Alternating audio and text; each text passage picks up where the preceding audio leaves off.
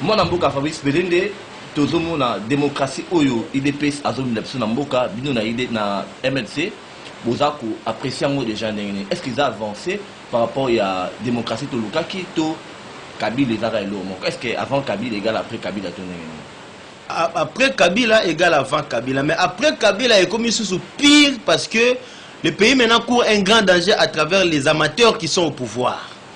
État de droit, tu roules au bâti que toi des droits allés, état de droits athées. Puisque avant de parler d'un état de droit, il faut tout dans un état démocratique. Puisque ce sont les animateurs démocratiques qui vont amener un état de droit. Quand vous avez des personnes ici de la fraude, de la corruption pour être au pouvoir, mais ces gens-là ne peuvent pas vous amener un état de droit. Yamoto Lobi Lelo, c'est devenu un semblant d'état de droit porté par des personnes oyo, bah il y a un pouvoir dictatorial. Ils masqué en parlant d'un état de droit. Puisque tout dès le départ, il n'y a rien de cohérent, il n'y a rien de vrai, tout est mensongère.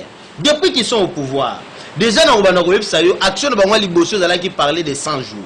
100 jours au début, et ça programme au Miibi. Les oyo, bakoma mekenapso na ba procès bidon pendant que bango baza ba auteur ya 100 jours wana, baza ba complice et ba Miibi numéro 1 et tondi na 100 jours wana lelo tozana 2 ans après, tobeta agali solo à 100 jours. Baya bayebisa biso ke bakoya na informateur pour na gouvernement. Batika la osala ngoti. Baya babetela biso masola ba biki rouge, to mona place moko te ba signal rouge. Ozolanda, donc il y a mensonge sur toute la ligne. Bango baye ba lobeli biso clairement que baza ba coopérant. Et ça cop. Donc on voit que commission. Mais rétro commission ils ont parlé clairement que ça cop alors que des politiques sérieux pour combattre l'état de droit, pour défendre copté, pour faire même pas allusion na cop mais les autres tous qui nous assisté na procès moko bidon pendant que ça va complice il y a action bango ba même qui écoutez ils a Sony. Tu comprends que IDPS porteur à vision qui est Tshisekedi. Alors on est à Zate ba otu ba yesima, ce sont des accompagnateurs, des aventuriers politiques. Ba yera ko sala mongo na bango et ba yeko memela biso buzo ba na médiocrité. Moi Namboka Fabrice Pelende to monico constitutionnel alors bi azore reconnaître plateforme FCCT na cash to ba plateforme politique. Ba côté et IDPS ba mi ko sepela ba chef de l'état comme une possibilité ya ko nommer informateur mususu na informateur mususu pour ba ça le gouvernement mususu. Est-ce que procédure wana yoza mutamibeko est légal? Bon, je pense que Cour constitutionnelle ce qui a déclaré clairement que le gouvernement politique wana est légalité puisque tout yibi pe que ba formation politique moi ça maki pour na élection mais écopé ça avantage té na bango ba sepela puisqu'ils ont signé des accords. Ils sont liés par les accords. Bango tebi intendant na bango da mensonge na trahison puisque ba trahir la muka. Ils sont prêts à trahir à tout moment. Mais qui a trahi, trahira. Tout le monde va s'associer à FCC. Ba supporter calamité na malheur ko suivre bango biso wana tozana lisolo wana te biso to lingi pouvoir souverain pouvoir ya population pouvoir oyo seul peuple a la détenteur ya vrai pouvoir oyo rotinda ba imbo ka ba kambaye oyo bato ya lingi pas de pouvoir fabriqué lelo oyo mboka na biso komi mboka moko ya soni nous sommes attaqués de partout. Nous n'avançons pas. Dollar est comme il est à 20. Au moment où ils ont pouvoir, ils sont venus détruire ces pays. Peuple congolais, il faut s'insurger, à tel le pouvoir au fur et à mesure que vous observez Batouana, au fur et à mesure que vous observez Samboka Nabiso. Lelo oyo, tozo la situation économique n'est commis à travers le coronavirus n'est que dans le vous comprenez que ça va plan moko concocté pour la population. Et ceux qui vraiment pouvoir avoir en place ces acquis qu'il y a pour la population. Et qu'on ne jamais qu'on laisse passer ba marambaboué. Qu'on par exemple commune à Gombe puisque confinement va confirmer Salamara na Gombe, Salamanil part na Congo. Mais qu'est-ce que ça veut dire tout ça? Donc, tu comprends que l'objectif, c'est faire souffrir la population. Donc, l'IDPS constitue un danger permanent pour le Congo. Tant que l'IDPS sera au pouvoir, on a le FCC, le peuple va beaucoup souffrir. Et il n'y a plus de doute à cela, puisque tout le monde est comme il accepte son vrai visage na bango. Bon, amigo, il accepte son vrai visage na bango. Mon Namboka Fabrice Pelende, 2023, IDPS a Chemenduki, attend le pouvoir. Basolo Bela, hypothèse, il y a recensement. Est-ce que revivre scénario, il y a despotisme autre venant Kabila avec Fati parce que l'élection est en 2023. Bino Boyo, c'est l'élection en 2023 dans MNC. Pour vous appeler pouvoir. Déjà, tu as commis lire l'intention. puisque le processus électoral doit être respecté et effectif et fonctionnel. Recensement, et ça n'a pas prérogative de empêcher l'élection salama. Sinon, tu revenir 2 ans en arrière, et Kabila Lingaki a ça la recensement na yetu. Télémela gango bisonyo so et IDPS en tête. Donc je ne pense pas qu'il va cause abuser ba qui na même terrain. Pour ba kokuta peuple liboso na bango. Ba rosimu kendi ba kufa na ba cas d'espèce wana. Donc je pense que puisque tout le monde qui va respecter la population, balingi ba komisa mboka ya bango. Et j'irai rappeler aussi que on comprend que les IDPS ne sont pas vrais tribalistes. Mais ceux qui ont le beli bango, ils font semblant de se victimiser, on dirait alors que bango est tribaliste numéro 1. Pourquoi bazo ça la mascarade? Aujourd'hui, le pays n'appartient pas aux gens de Kassai. Le pays n'appartient pas aux gens de l'IDPS. Et puis, to yebi, biso mobutu atike la biso unité nationale. Bangonde balingi ba bimisa système ya tribalisme. On a biso tozo lingate to lingaka jamais, puisqu'il y a même des gens du Kassai qui ne partagent pas leur avis. Alors, à société, comme ça pouvoir moro la tribalité mais bayeba ke eza chose publique eza eloko ya mboka mobimba so bazoke nango na lolengo na biso ne to dénoncer bango binonde bo dénoncer bango mais chef de l'état président de l'EPF Antoine Tshisekedi a poussé état d'urgence na 15 jours en concomitance avec Assemblée nationale puis confinement il y a nakati ya Matadi to moni un peu mo ba bavir ebelé bazoteka ba macaron 2500 yozo réagir dans la gestion il y a coronavirus n'engue salami pendant étant autodexé dans le confinement dans la ville de Kinshasa. Déjà il faut comprendre que Dieu nous a épargné. Na teneur on en plein auto zelaki coronavirus et bon bato bomi batuté. Ngala vous savez que le coronavirus ne peut pas arriver na cheville à malaria. Et ça maladie moko koki kobangisa biso lelo na moi lelo te puisque to moni que eza na calamité eza na hécatombe net na pototi. Déjà, il fallait qu'ils se félicitent. Là, on est à plus ou moins 60 morts. Oh, biso tozo continuer à douter. Mais bah bloquer l'économie à Mboka Mobimba. Ils ont détruit des familles et ils continuent à détruire des familles. Et en prolongeant l'état d'urgence, un peuple ou bien un pouvoir qui se dit un pouvoir du peuple, le peuple d'abord ne peut pas opter pour repousser l'état d'urgence sur les autres produits. Et l'autre côté. Oh, maladie, est comme fantaisie. Il faudrait qu'on se le dise clairement, coronavirus, le coronavirus n'est pas une maladie qui peut prendre en otage nous, le pays africain, particulièrement en RDC. Donc je pense que c'est un pouvoir qui est contre la population. Et autres priorité mongo batia na ba poche na bango puisque lelo était ni longo na docteur Muyembe il faut bakanga bango à travers ba baviro ba sali ya kokenda ko somba bibembe à travers kaka mauvaise communication ba sali na ba média créer turbulence na chef de population puisque confinement na bango ou bien coronavirus bazo attaquer na ba communauté ba Gombe mais na ba kingasani na ba chango kuna nous on circule kuna makambo na ba yebi ngote pourquoi ba osala ngo kuna te ba confiner ki Gombe avec prétexte il y a épicentre maladie à 97 cas les autres on a 1700 et quelques cas ba communauté ba lemba ba limité ngalema et les Gombe na ba kamusika pourquoi ba confiner ngote allez-y comprendre que ce sont des gens qui ne sont pas sérieux. Et l'objectif du confinement de la Gombe, c'est faire souffrir la population.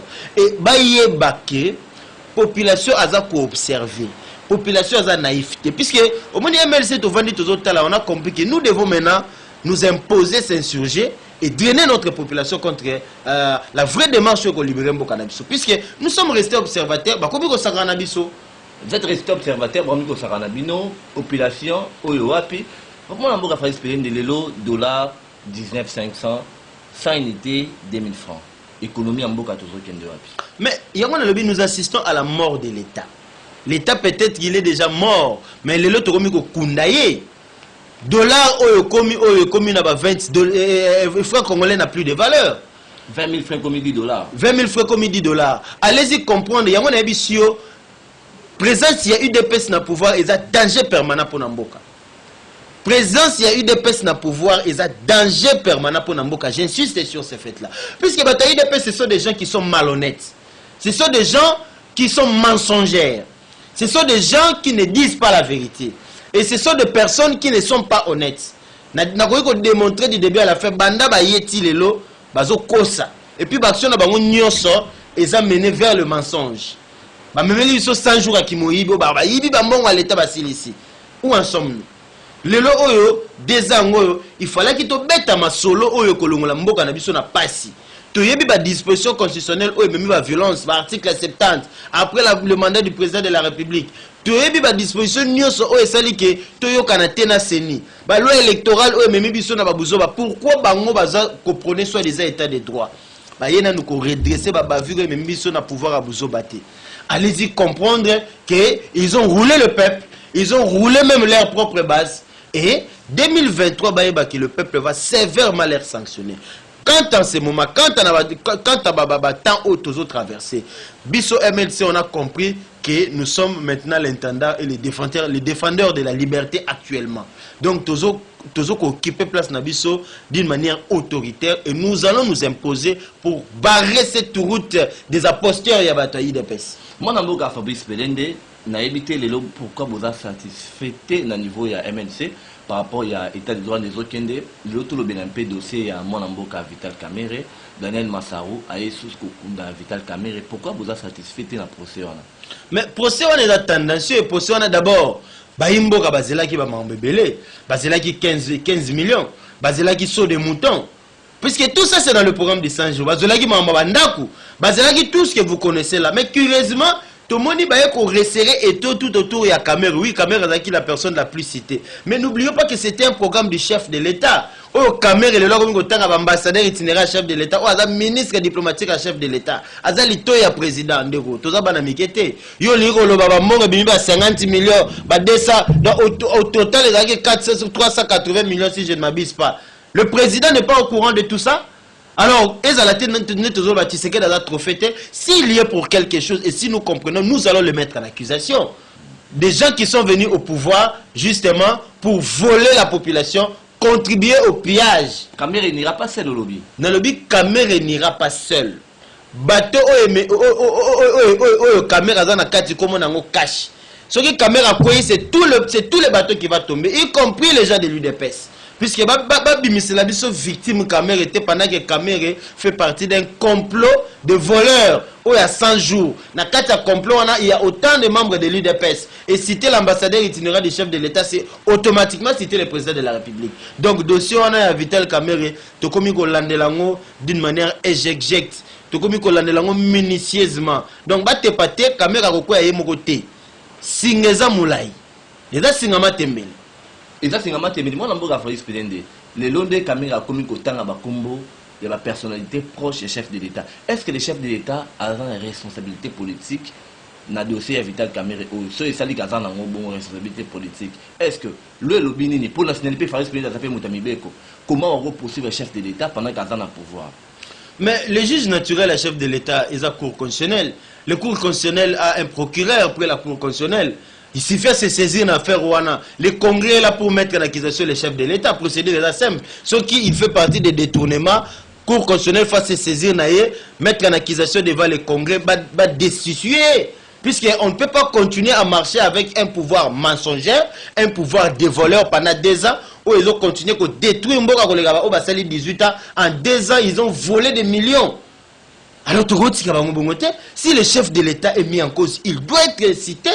Puisque Azat trop fêté, Tshisekedi n'est pas un homme spécial.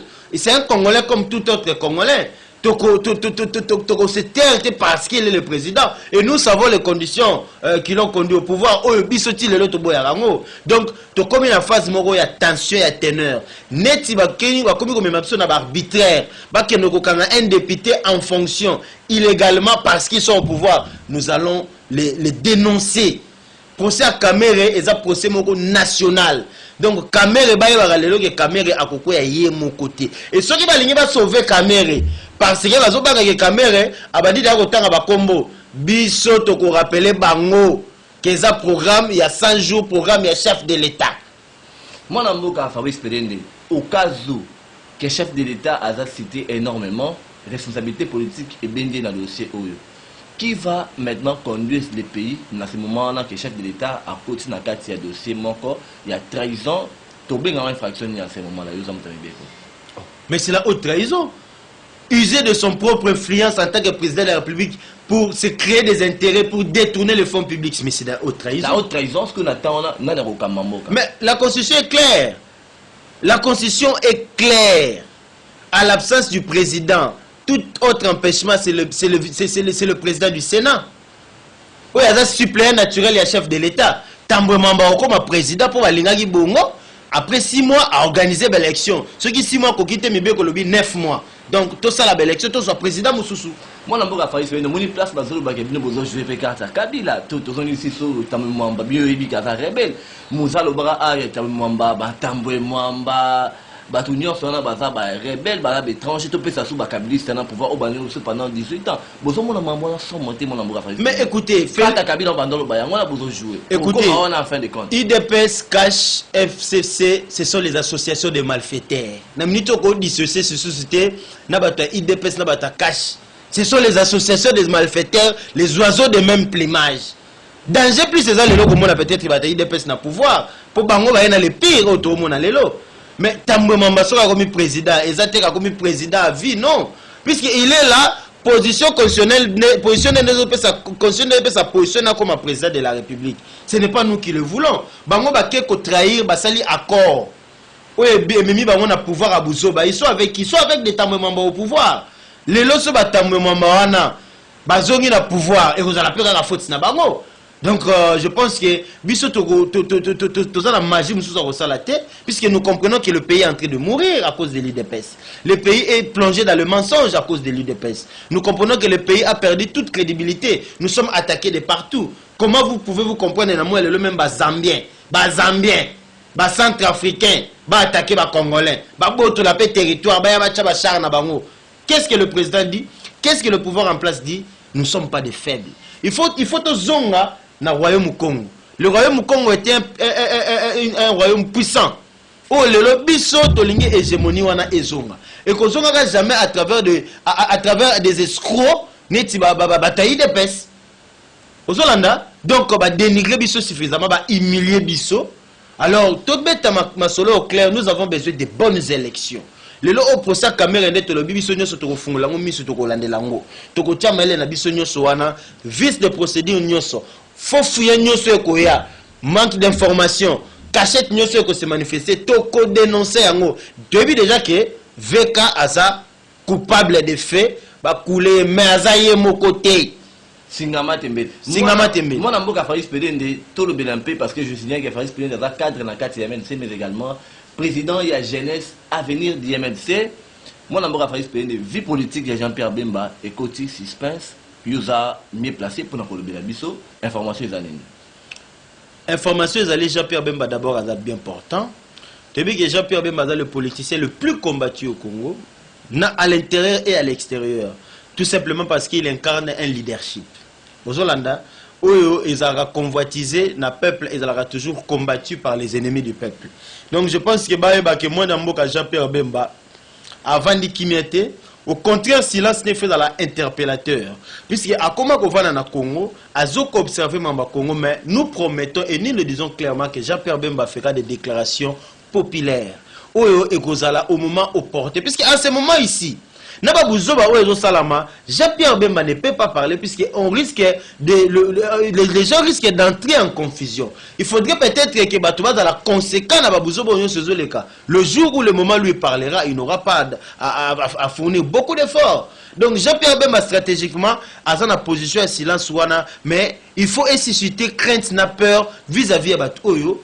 Bazoko observer. Moi, je déjà Jean-Pierre Bemba. Cour pénale internationale déjà Singa na vie politique ya Congo. Donc 2023 a repostulé déjà. Est-ce que vous avez la mesure il y a reçu la biso maman F Bazaïba à la candidat président de la République. On a de la démocratie, on a plus de la rotativité du pouvoir. Mais il n'y a pas de problème. On est dans la décision interne dans la MLC.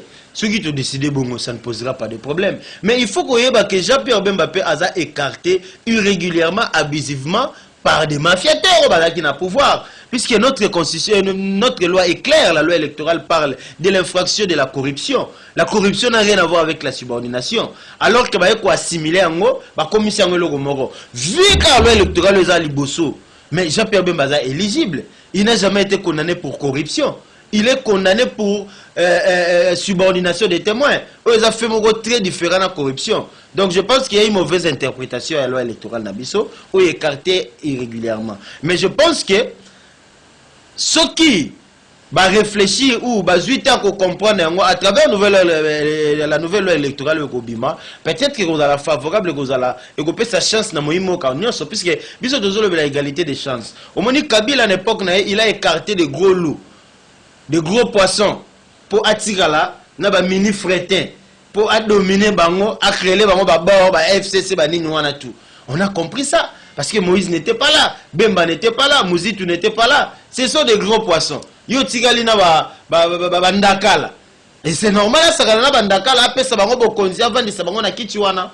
Moi na mboka Fabrice Pelende na moni infraction ya subordination des témoins et kangi Jean-Pierre Bemba na moni mambo ba témoin au pays et sous moi na mboka Jean-Jacques Mamba. Boza na problème ni na MLC moi infraction ils ont ngela rabino kana mo ba fait nuance bo sala. Non mais yango na lobi au moni machine soki eza mis en place, ils ont un objectif moko détruire. Ozolanda, moi je vous dis Jean-Jacques Mamba a ouvert. Peut-être que aux Ouattara a été, mais Azara tout le temps en ligne. Le monsieur qui renie sa signature, mais c'est grave puisqu'il y a eu des témoins. Comme on est dans la député Piana, tout ça. Mais c'est gênant aussi de la part d'un député qui ne peut fomenter l'allégation mensongère qui va causer les signatures. Mais de toutes les façons, ce qui a le signature, mais l'action en pétition, ils ont requérir 50 signatures. Jean-Pierre même a récolté 70 signatures. Même ceux qui ont les signatures, Jean-Marc Aboun sera toujours destitué. Puisqu'il y a eu déjà une notification, il y a président de l'Assemblée nationale pour fixer le dossier dans le programme à l'ordre du jour. Tout ça, donc, procès est justement distraire. Ils ont stoppé l'action à Jean-Jacques Mamba, pour te rappeler.